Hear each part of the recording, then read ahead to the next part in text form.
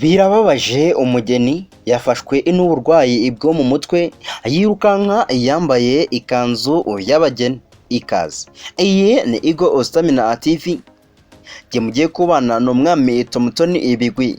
Nongeye kubaha ikaze nanone, ari ubwa mbere ubonye video zacu byaba byiza wakanze subscribe yewe ukamanuka gato ugakanda no kunzogera kugira ngo utazigera ucikwa n'amakuru tuba twaguteguriye umunsi ku wundi.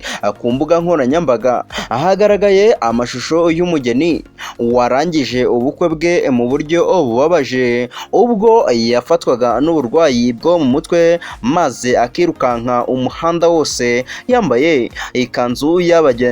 Muri video ya celebrities.com yagaragaye kuri Instagram, uyu mugeni yirukankaga asa nk'udafite iyo yerekeza, bigaragara ko yari yataye umutwe. Ntabwo hamenyekanye icyaba cyabaye mu gihe cy'imihango kugira ngo bitume uyu mugeni ata umutwe bigeze ahangaha.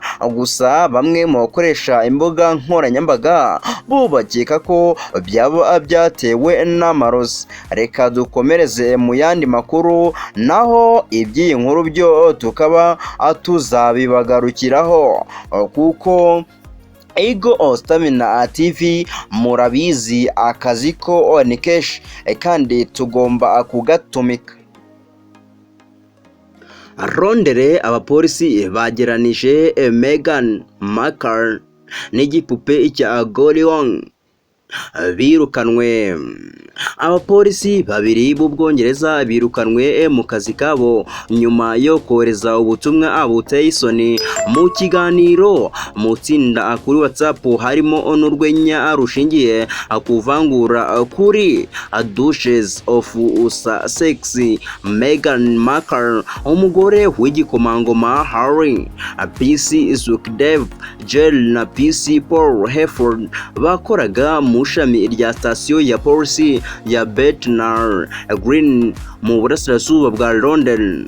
Bashyize ahagaragara ibintu bidakwiye bibabaza cyane kandi bivangura kuri WhatsApp.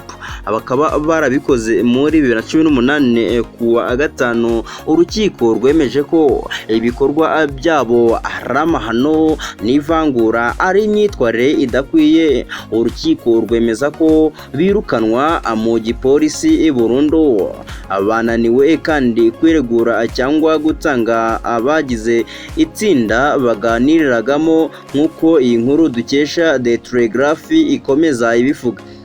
Iburanisha ryabereye mu nyubako ya Empress State Building mu burengerazuba bwa Londres. Ryumvise ubutumwa burimo ubugereranya Meghan n'igipupe cya Gorion bifatwa nk'ivangura kandi rikomeye muri kamere.